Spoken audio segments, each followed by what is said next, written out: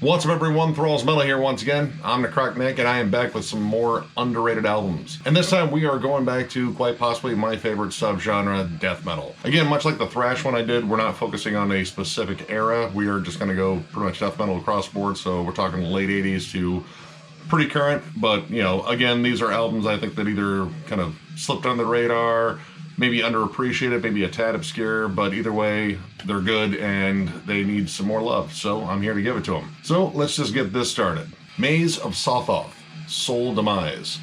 This came out on Everlasting Spew. In fact, this might be the first release I ever got on Everlasting Spew. Came out in 2017, and this is Italian tech death, kind of brutal death in spots too.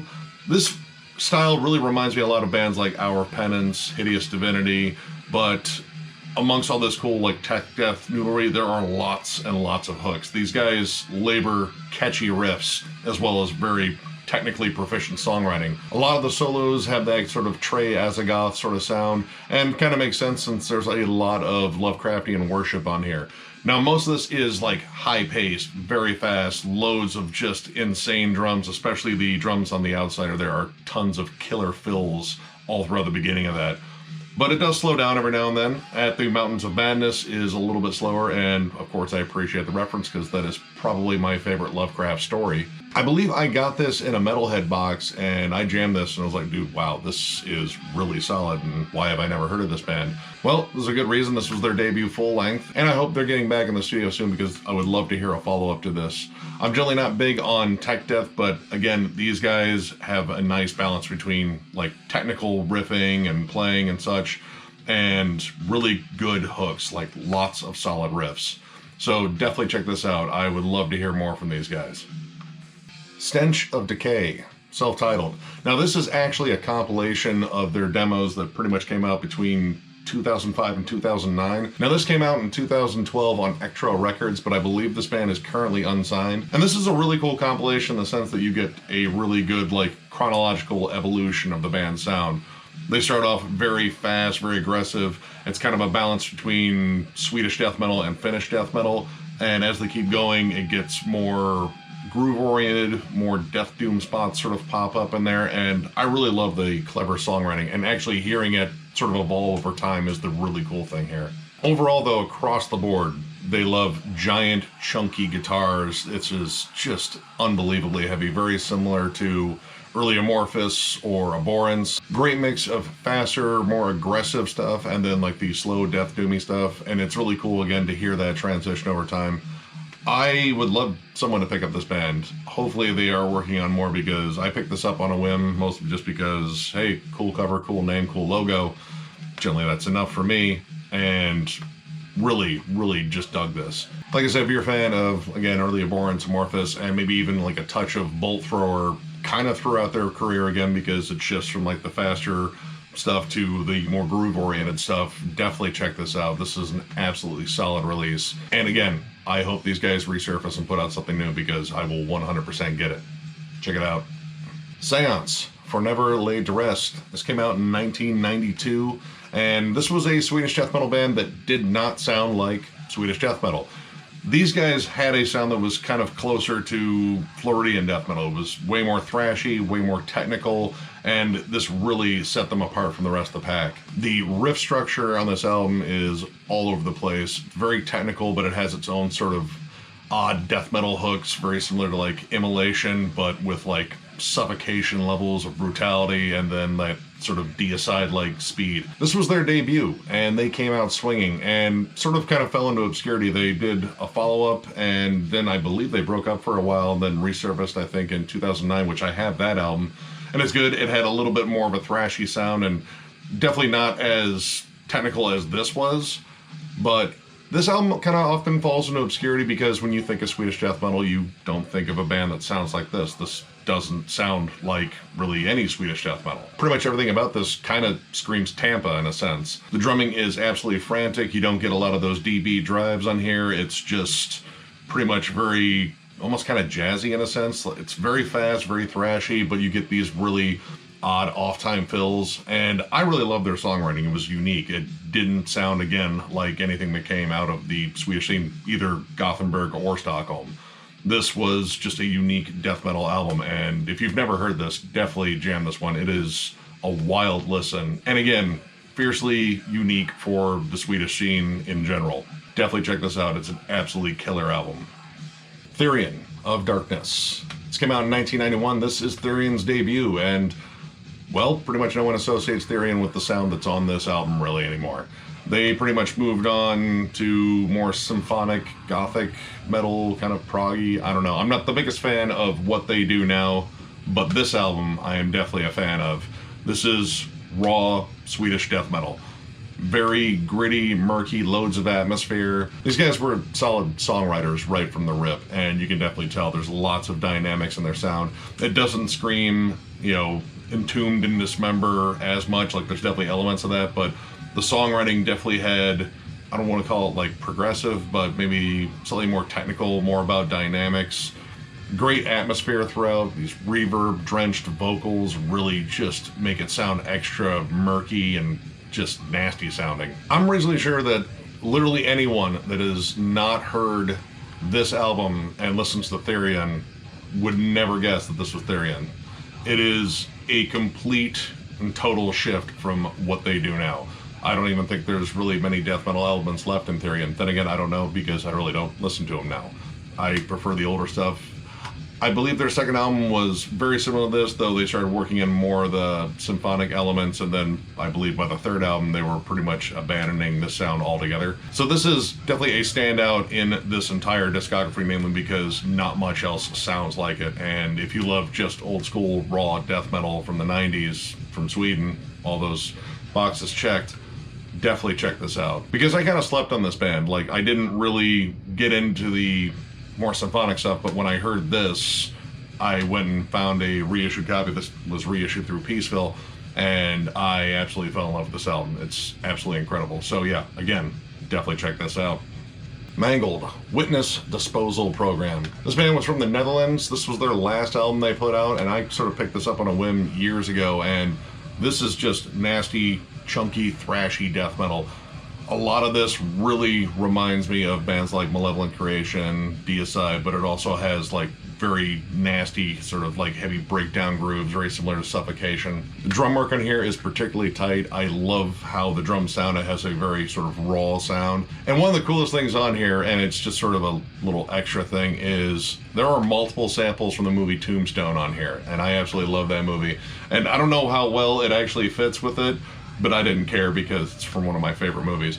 But overall, I really just dig this album in terms of its just super aggressive sound. Now, this was their last album. They broke up, I believe, a year after the release, and I believe one of the guitarists is in Legion of the Damned now, so at least one of them sort of moved on to, well, a very different project. But I mean, if you love your death metal with like tight syncopated chugs, big triplets, and again, a very like chuggy, thrashy, like almost more American death metal sound, definitely check out this album. This is an absolute banger.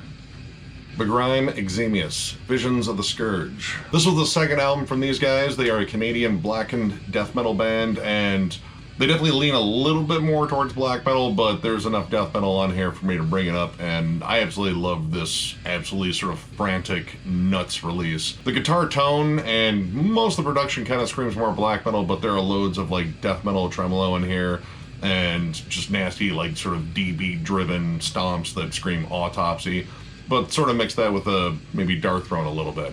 Wild, frantic vocals. These are like throat shredding vocals, and the atmosphere in here is definitely large in part to these twisted vocals that are all over this album. There's a lot of stuff on here that gets very punky and very thrashy too. I love the songwriting on here, and the overall energy on this is just fun, but evil fun, and that's really the best kind of fun, especially when you're listening to black and death metal.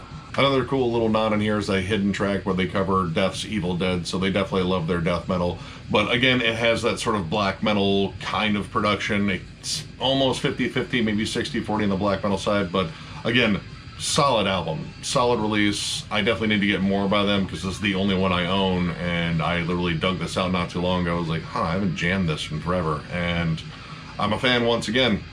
Definitely check this out. This is an absolutely killer release. Masacre Reqviem. This is this band's debut. They are a death metal band from Colombia. This came out in 1991, and this is very raw South American death metal. Still tons of thrash metal in here. These guys definitely fall along the lines of like early Sepultura, Sarcophago, but they kind of blended that with Death, Morbid Angel, Bolt Thrower. Now I have to say the recording on here is pretty bad, and I believe this is a remaster slash reissue.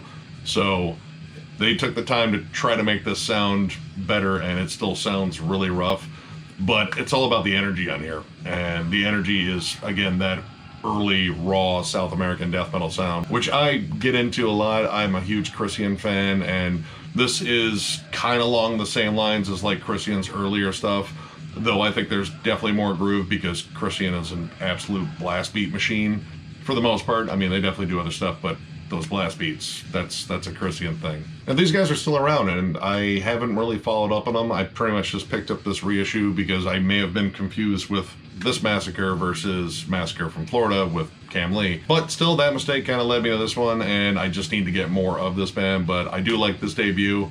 It's very raw, it's kind of all over the place, but I love the energy, and there's some really cool gems on this album. So definitely check this out. This is definitely an underrated band in general. Deathchain, Deaththrash Assault. This is this band's second album. They are a Finnish death thrash band, and my god, this album is pretty much flying at all times. No breaks, because breaks apparently aren't metal to them.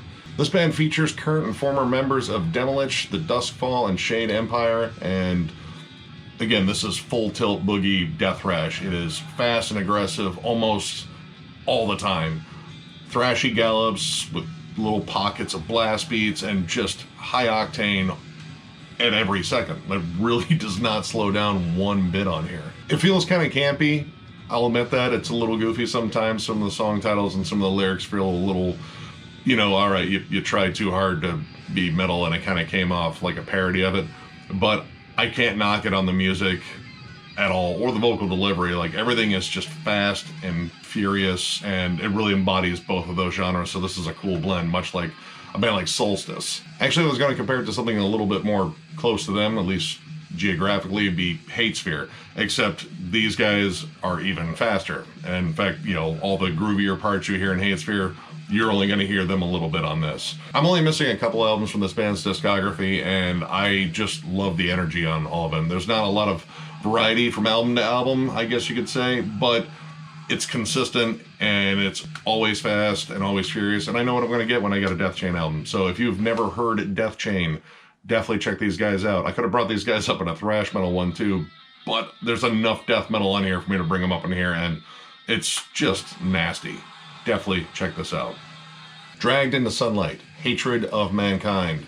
This is this band's debut from 2011, came out on Prosthetic Records, or I believe it was just reissued on Prosthetic Records.